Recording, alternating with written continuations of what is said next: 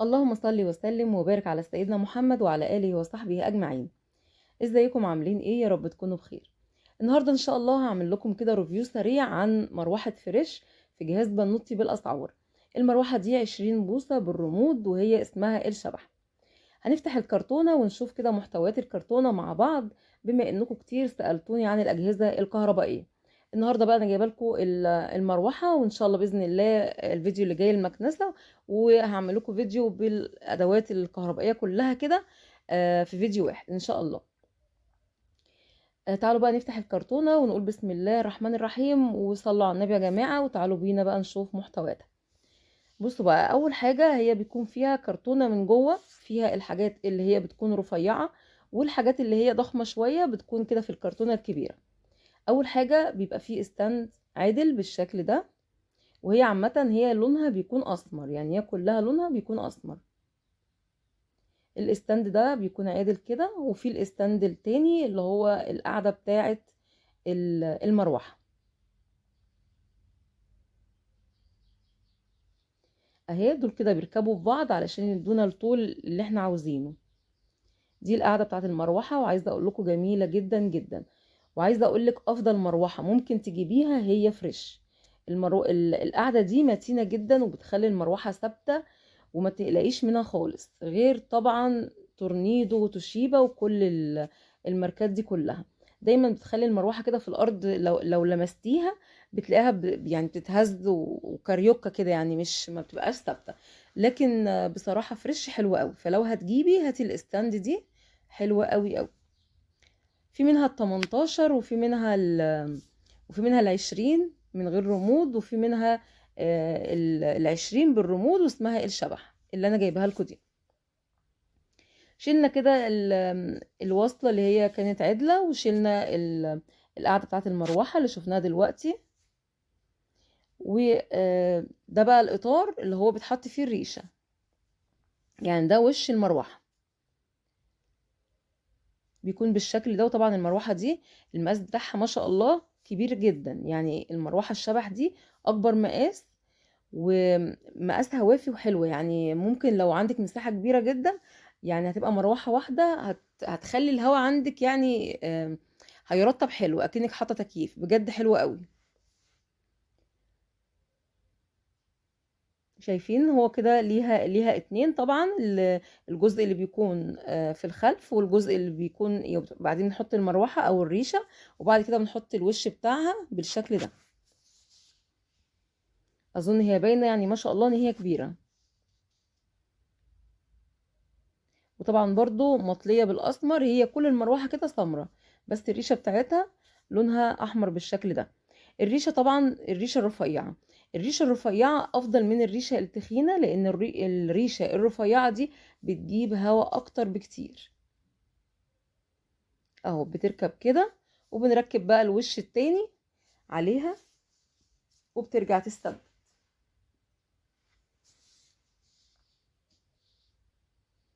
والكرتونة دي بقى فيها يعني الحاجات الرفيعة، نفتحها مع بعض كده ونشوف محتوياتها.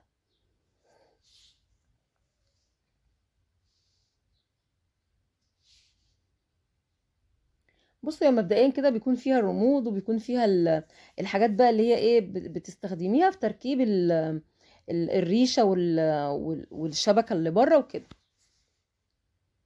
وكمان فيها الموتور، ده جزء هنا اهو، شايفين ده كده. ودي اللي هي اللي بتركب بعد ما بتركبي الريشة، اللي بتربطيها قدام الريشة. وده الوش اللي بيتحط على الشبكة من بره، اللي بيكون مكتوب عليه فريش.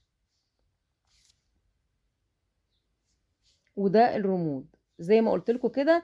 المروحة دي في منها يعني هي مقاسها 20، في منها من غير رمود وفي بالرمود. انا جايبة اللي هي بالرمود، لان بصراحة بالرمود هتكون افضل، يعني لو هي في اوضة نوم او كده فبيستحسن تكون برمود، بدل ما تقومي ولسه هتقفلي المروحة او توطيها او ايه او تثبتيها او الكلام ده كله. فبالرمود هتكون افضل بكتير، يعني سواء في اوضة النوم او في الريسبشن يعني. طبعا هو جاي من غير حجاره، انت بقى عند الاستخدام بتحطي لها الحجاره بتاعتها. وده الموتور بتاع بتاع المروحه. وتقريبا دي كده شهادة الضمان. بصوا يا بنات، هي ضمانها 5 سنين. تمام، بس كده دي محتويات الكرتونة. عايزة اوريكم بس الموتور اهو. ده كده شكل الموتور. دي اكبر مروحة. طب في اكبر منها؟ لا، هي دي اكبر مروحة واكبر مقاس. يعني دي اعلى اوبشن بقى.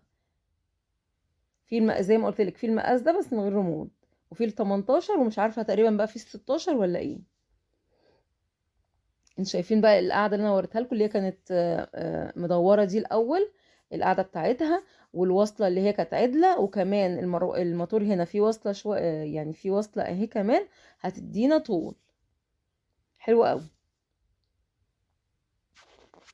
طبعا انا بعد ما فتحت الكرتونه كده علشان اوريكم المحتويات بتاعتها، ابتديت بقى جبت حته قطن ومسحت المروحه كده ولمعتها من ايديا عشان لو هتبصم ولا حاجه. وبعد كده بقى جبت الاكياس تاني وبغلفها وبحطها مكانها، كل حاجه هحطها مكانها. وهبتدي اقفل الكرتونه. طبعا انتوا عارفين انا جايباها في جهاز بنتي، فمش هركبها دلوقتي، بس ان شاء الله باذن الله قريب خالص لما بقى الحاجه تروح يعني هناك الشقه يعني، هبتدي ان شاء الله هركبها معاكم، سواء انا ركبتها او حد جه ركبها. هصورها واحنا بنجمعها كده مع بعض وهنزلها لكم في فيديو. شهاده الضمان لازم تحتفظي بيها، على شهاده الضمان والفاتوره لازم تحتفظي بيهم علشان لو فيها صيانه ولا حاجه او محتاجه اي حاجه. فشهاده الضمان مهمه، هي ضمانها زي ما قلت لك كده 5 سنين، لو فيها اي حاجه هما اللي بيصلحوها على حسابهم. كمان اماكن التصليح بتاعتها يعني مش هتسيبيها وتمشي، ولا يعني مش هتاخد وقت. لا، انت بتسلميها وبتقعدي بيصلحوها وبتاخديها وانت ماشيه. كده انا حطيت الحاجات الرفيعه كلها مع الموتور في الكرتونه وبسطرت الكرتونه تاني زي ما كانت بالظبط. ودلوقتي بقى دي القعده بتاعه المروحه، ودي عجباني جدا جدا، ويعني عايزه اقول لكم ان انا يعني بحمد ربنا ان انا جبتها.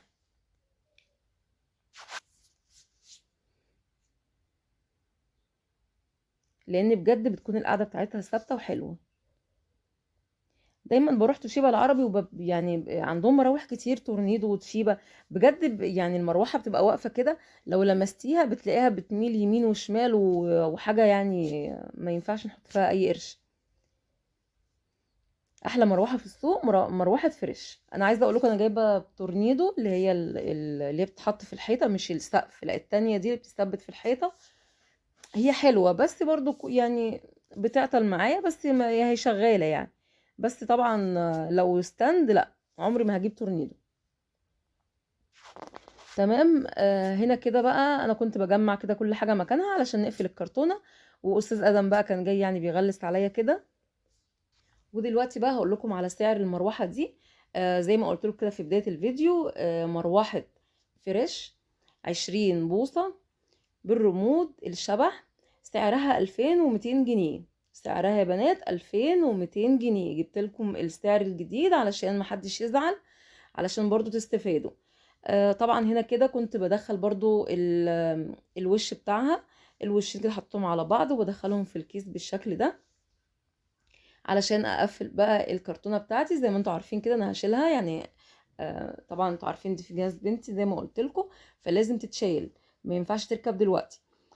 طبعا الكرتونه كانت مقفله كده زي بدبابيس، يعني حاجات كده يعني ايه متدبسه، فمش بتنفع تتلزق.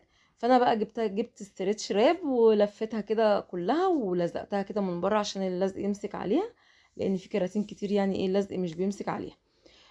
بعد كده بقى يعني اتاكدت ان هي مش هيخشها تراب ولا حاجه، وابتديت بقى اشيلها تاني مكانها. وكنت لازم اعمل لكم الفيديو ده علشان ناس كتير جدا سالتني ايه الاجهزه اللي انت جايباها في جهاز بنتك، وعايزين نعرف يعني الاجهزه الضروريه في جهاز العروسه علشان غلاء الاسعار اللي احنا فيه. اول حاجه هتجيبي المروحه، وان شاء الله الفيديو اللي جاي هعرض لكم المكنسه واقول لكم على نوعها وسعرها الجديد برضو. وان شاء الله التلاجة والفريزر والغساله وكل الحاجات دي كلها. ما تنسيش بقى بدعوه حلوه ولايك الفيديو.